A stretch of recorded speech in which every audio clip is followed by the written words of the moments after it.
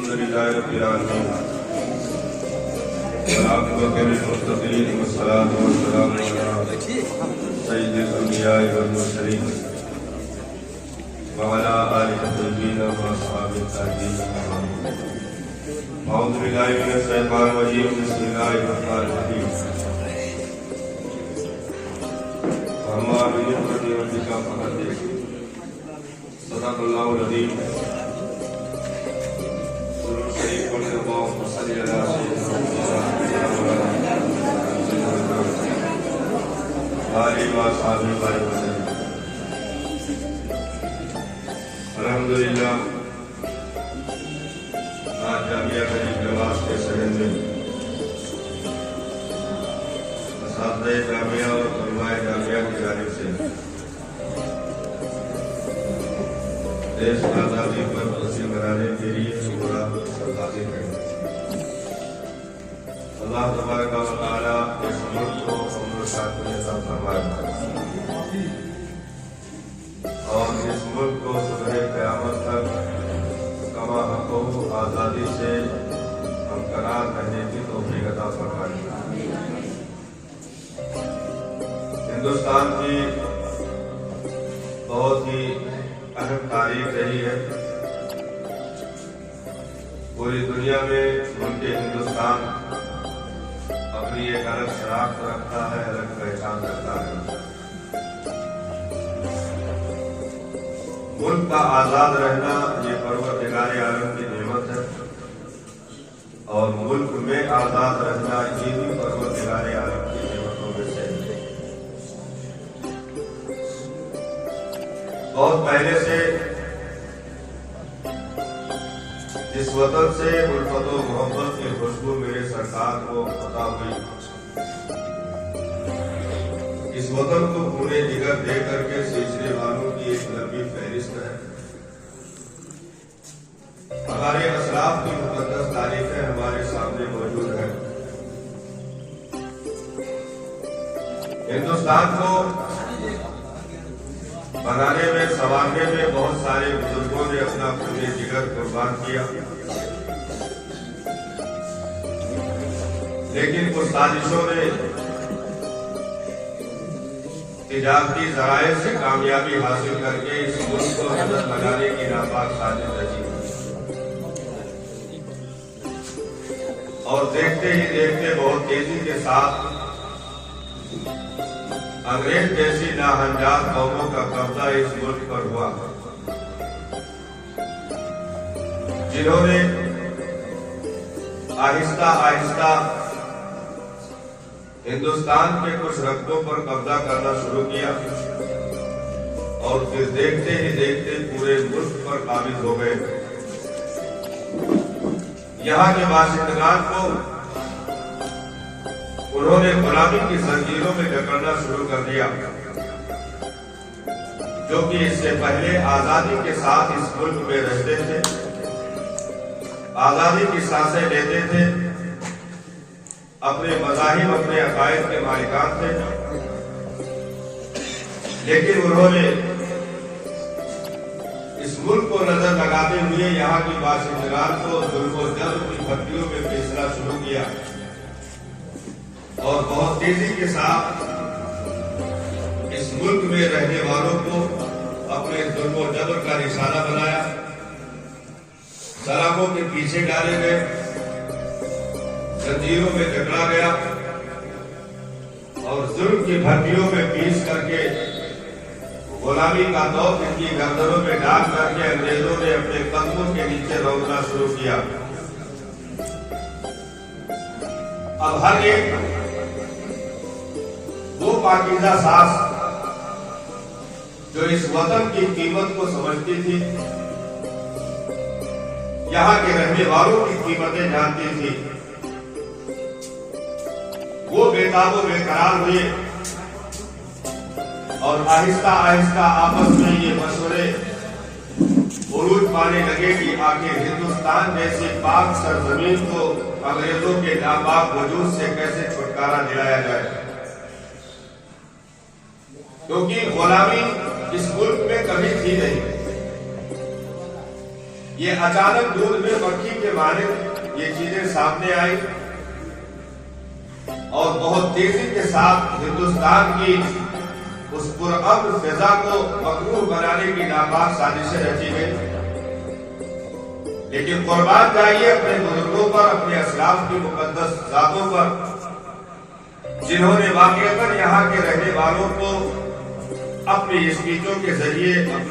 اپنے خطابات کے ذریعے ان کے وجود میں ایک نئی روح پھونک کر کے انہیں پھر سے زندہ رہنے کا وہ ہنر عطا کیا کہ آہستہ آہستہ جو غلامی کی زنجیروں میں جکڑے ہوئے تھے انہی کے بازوؤں میں وہ قوت و حکمت عطا کی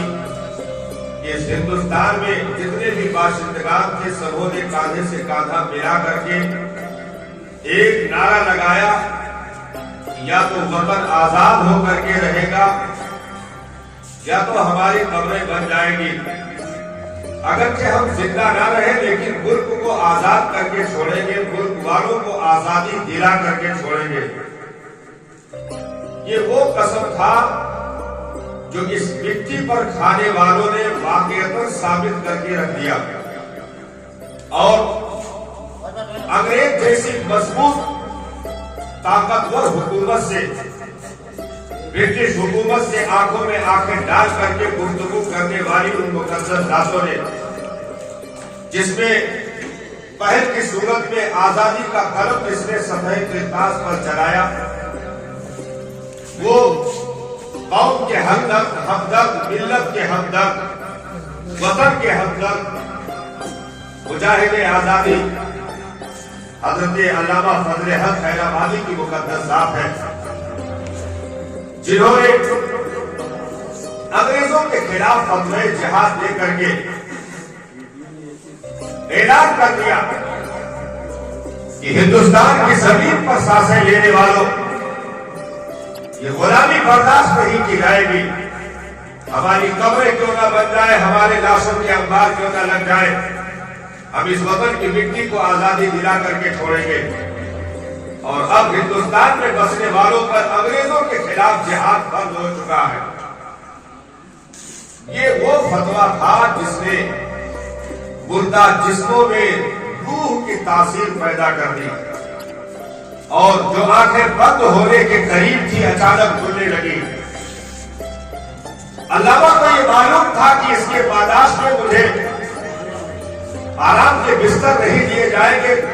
قید و بند کی مصیبتیں جھیلنے پر مجبور کیا جائے گا. علامہ کو گرفتار کیا گیا، جزیرہ انعام کالے پانی کی سزا سنائی گئی، آپ کے جسم کے لباس اتار دیے گئے، پوچھ کے لباس ننگے بدن پر ڈال کر کے اور چکیاں چلانے پر انگریزوں نے مجبور کیا. جسم کے ہر حصے سے لہو رس رہا، بے ہوش ہو جاتے، کچھ دیر کے بعد پھر ہوش میں آتے. انگریز پوچھتے کہ اب کیا کہتے ہو، اے اپنا فتویٰ واپس لیتے ہو یا اپنے اس فتوے پر قائم رہتے ہو؟ یہ فتویٰ صرف تم اتنا کہہ دو کہ تمہارا نہیں ہے،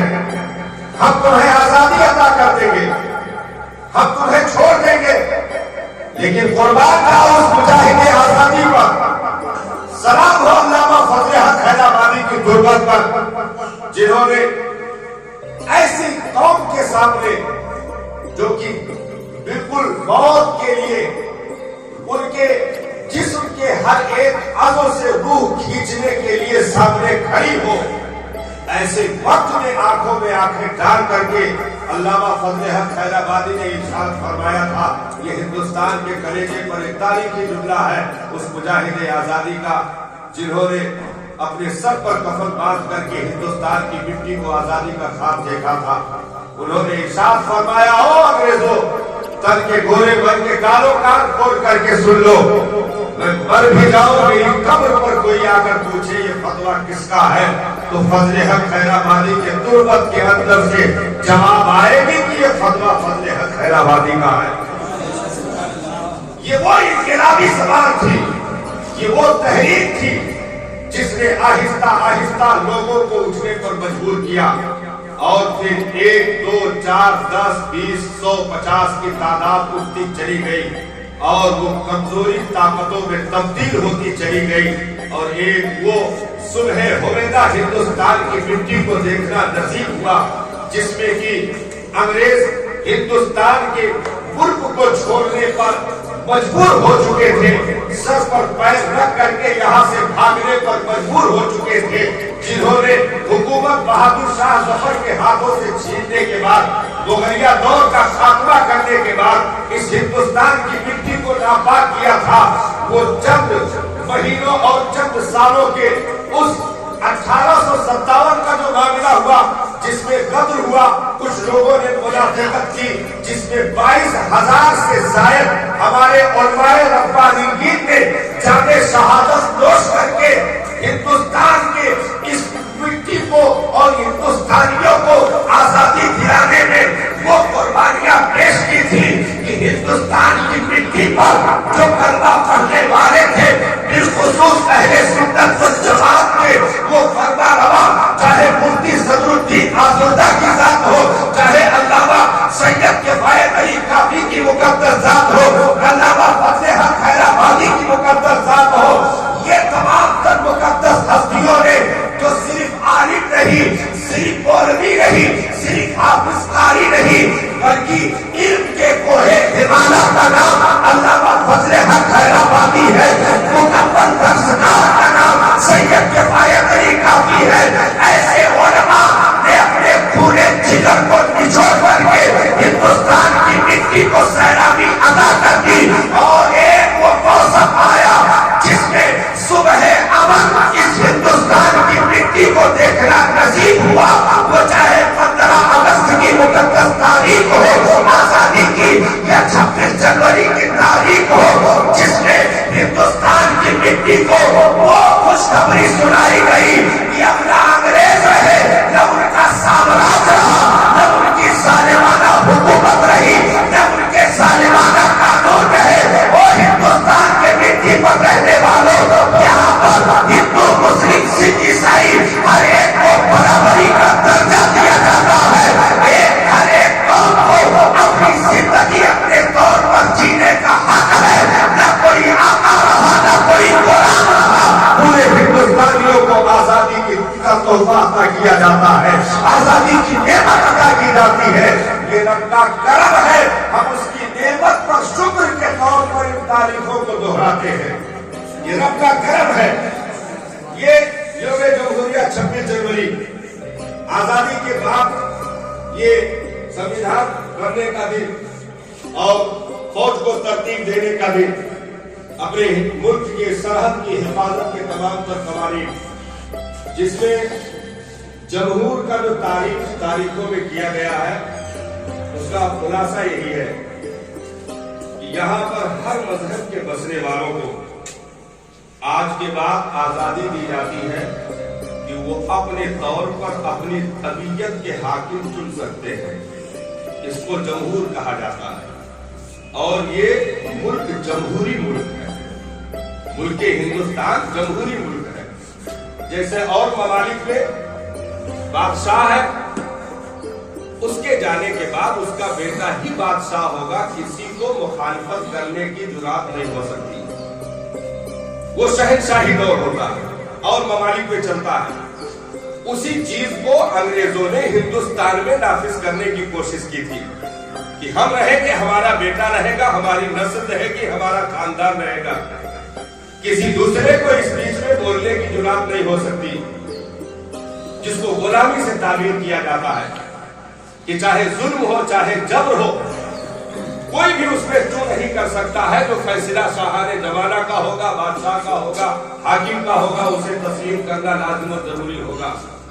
لیکن اس ہندوستان کی سرزمین کو اسی 26 جنوری کی تاریخ میں جمہوری ملک قرار دے کر کے ہندوستان کی زمین پر رہنے والے ہندوستانیوں کو، ہر ایک نسل کے لوگوں کو، ہر ایک عقیدے کے لوگوں کو، ہر ایک مذہب کے لوگوں کو یہ آزادی کسی تاریخ میں دی گئی کہ اب کوئی جبرن تم پر اپنے آپ کو مسلط نہیں کر سکتا ہے. تم آزاد ہو. ہر 5 سال کے بعد تم اپنے چناؤ کے ذریعے, اپنے قیمتی ووٹوں کے ذریعے اپنا حاکم منتخب کر سکتے ہو, اپنا رہبر منتخب کر سکتے ہو. یہ ملک جمہوری ملک ہے. یہاں پر ہر رنگ و نسل کے لوگوں کو اپنے طور پر جینے کا حق ہے. اور جو حاکم ہوگا وہ کسی مذہب کا وہ ایسا حامی نہیں ہوگا کہ ایک طرفہ معاملہ چلا جائے, بلکہ ہندو, مسلم, سکھ, عیسائی یعنی ہندوستان کی زمین پر جتنے بھی مذاہب کے لوگ بسیں گے ہر ایک کے ساتھ وہ حاکم کھڑا ہوگا, ہر ایک کو برابری کا درجہ دے گا, ہر ایک کو قانون میں حصہ ملے گا, ہر ایک کو جینے کا حق ملے گا. یہاں کے تمام تر اسکیموں سے, تمام تر آفروں سے ہر ایک نسل کو فائدہ پانے کا حق ہے. یہ ملک جمہوری تھا, جمہوری ہے, اور انشاءاللہ صبح قیامت تک ملک جمہوری ہی رہے گا. یہ رب سے دعا ہے کہ میرے مالک ہمیں پھر غلامی کی طرف نہ پھیرنا, ہمارے گردنوں میں ظلم کی زنجیریں نہ ڈالنا. ہمیں جو آزادی تیرے محبوب بندوں نے اس وطن میں عطا کی ہے, تیرے محبوب کی دعائیں, تیرے محبوب بندوں کی قربانیاں جو کام آئی ہے, اور ہم غریبوں کو اس مٹی پر آزادی نصیب ہوئی ہے. میرے مولا میری نسلوں کو صبح قیامت تک یہی آزادی عطا کرتے رہنا, اور یہی بنیاد عطا کرتے رہنا, اور اس چمن کو نظر بد سے محفوظ رکھنا, ظالمین کے ظلم سے ہندوستان کی مٹی کو محفوظ رکھنا, منافقوں کے اتفاق سے ہندوستان کی مٹی کو محفوظ رکھنا, دشمنوں کی دشمنی سے ہندوستان کی مٹی کو محفوظ رکھنا. جو وطن کے غدار ہیں انہیں ان کے اسکیموں میں, ان کے سازشوں میں ناکام کرنا. جو وطن کے وفادار ہیں ان کی قربانیوں کو قبول کرنا. جامعہ زندہ باد, ہندوستان زندہ باد. السلام علیکم و رحمۃ اللہ وبرکاتہ.